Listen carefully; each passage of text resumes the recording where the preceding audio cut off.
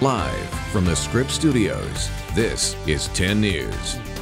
And I was just kind of frozen, just let him do his thing. And new video tonight showing two kayakers moments after they came inches from a great white shark. The shark biting their kayak before taking off. Good evening, I'm Kimberly Hunt. And I'm Steve Atkinson. Our 10 News reporter Laura Acevedo spoke to a shark expert who explains what this great white shark was likely doing so close to those men. Laura? Yeah, and that expert tells me that this shark was likely just being curious and not looking for a meal based on the size of his teeth. The expert tells me the shark was probably closer to 17 feet long, nearly double the size of the man's kayak. What was it exactly that happened to you? This cell phone video shows the moments just minutes after Danny McDaniel and John Chambers had a very close encounter with a shark off the coast of Catalina. this guy just hit me out of the blue and pushed me around for about 3, 4, 5 seconds, something like that, and let go, and he went on his way. The shark took a bite of this kayak, leaving behind these two teeth. McDaniel and Chambers were kayaking as a part of a power scuba diving trip. The owner took the video. So you can see the width of his mouth. Let me peel back here. Okay, right there. Shark attack expert Ralph S. Collier tells 10 News the shark was most likely 17 feet long, based on the size of the teeth it left behind. As they get larger, the teeth tend to broaden out at the base, and these really haven't started to do that yet. He says the bite was likely out of curiosity and not a predatory move. He's going to investigate everything in his environment, especially those items that might not be familiar to it.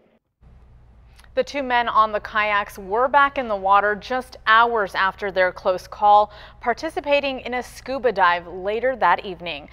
Live in studio, Laura Acevedo, 10 News. Incredible story there. The expert also tells 10 News that it's also very common for shark teeth to fall out like they did in this case. White sharks will replace around 30,000 teeth in their lifetime, so it probably doesn't miss the ones it left behind here. Incredible. And police are investigating a hate crime incident in Little Italy. San Diego police confirm the incident happened over the weekend involving 3 women wearing hijabs. 10 News reporter John Horn explains why the incident escalated very quickly. It was kind of like they were coming through here, 3 to a shoulder. A woman who asked us only to identify her by her first name saw the incident from across the street. Amy, who was out for a walk, says the man coming the opposite direction practically body checked one of the 3 women, despite one of them moving out of his way. There's just fists started flying, and it was his fist. And he started swinging at the women, trying to hit the woman that he almost knocked down, but he ended up hitting one of the other women. Tempers continued to flare as bystanders converged on the altercation. Police identified the man as 50-year-old Kyle Allen. The women were wearing hijabs, headscarves worn by some Muslim women. Amy says she saw Allen pull one of the women's hijabs off her face and say this. As I got closer and heard him calling them names and telling them to go back from where they came from. Another woman on scene shot this video showing the apparent aftermath of the incident. You can see blood on Allen's cheek after bystanders intervened. We are blurring the women's faces because they are victims of an alleged crime. Do you see what the problem is? I saw the whole thing, and I'll file a report. Witnesses say Allen then left and went back to his apartment in a nearby high-rise. San Diego police tell us once they got to his door, Allen greeted them with a gun that had a silencer. He was arrested without further incident on suspicion of battery, making criminal threats, and weapons charges. John Horn, 10 News. Allen has not responded to our calls and texts. This afternoon, 2 San Diego police officers were stationed on his floor right off the elevator in his high-rise building. He will be arraigned later this month. And there were 76 reported hate crimes in San Diego County last year. That's down from 2017, according to SANDAG. A spokesman for the Center on American Islamic Relations says those figures are often underreported. President Trump is defending his decision to pull American troops out of northern Syria. U.S. troops in the region fought alongside Kurdish forces for years in the battle against ISIS.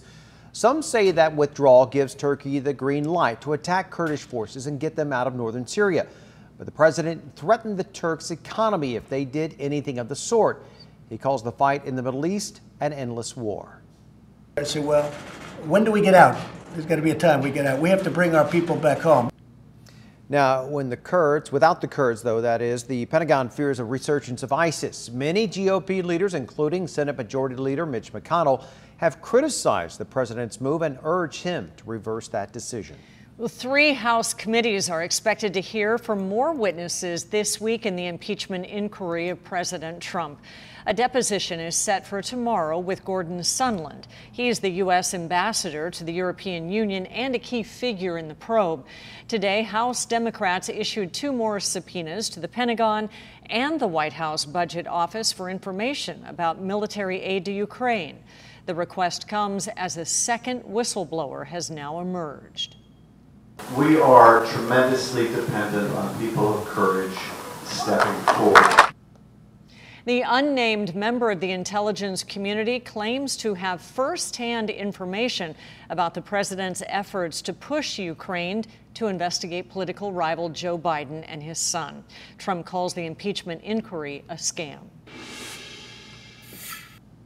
You know, you guys have had a little bit of a history of being disingenuous with us. We've had to fight up to this point to get you all on our side. Hall of Famer Trevor Hoffman was one of many who took their concerns to the Del Mar City Council tonight. Residents are angry about the state's plan to address the rising sea level.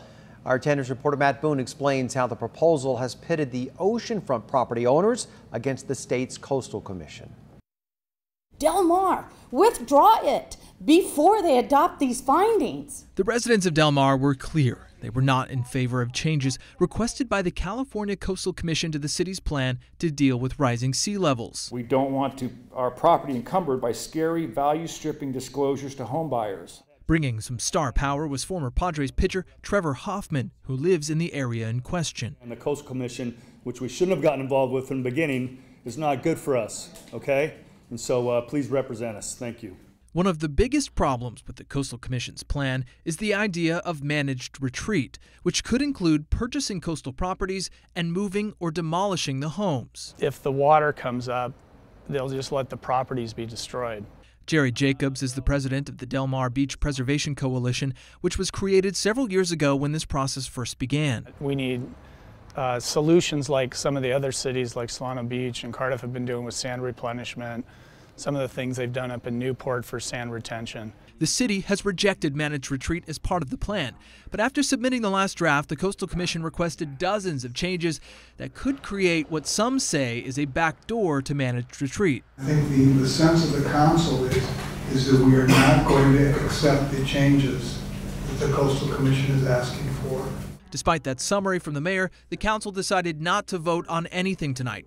They say their staff will meet with a representative from the Coastal Commission before the meeting next Wednesday to see if they can get an extension. If not, they may withdraw their plan entirely, residents vowing to keep up the fight. I mean, it makes no sense to wipe out a community when there's ways to prevent it. You just got to plan. In Del Mar, Matt Boone, 10 News. Customers won't have to pay millions of dollars in wildfire costs tied to SDG&E. The U.S. Supreme Court rejected the utilities' appeal to pass $379 million onto ratepayers today. Those costs are related to the deadly 2007 fires which ripped through San Diego County. Investigators say SDG&E equipment sparked the Witch, Dequito, and the Rice fires.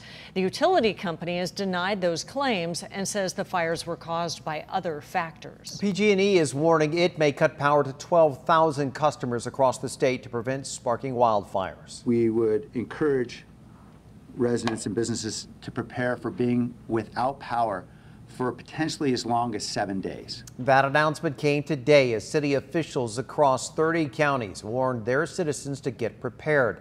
Most of those counties are located in the Bay Area, including Santa Clara, San Mateo, and Napa.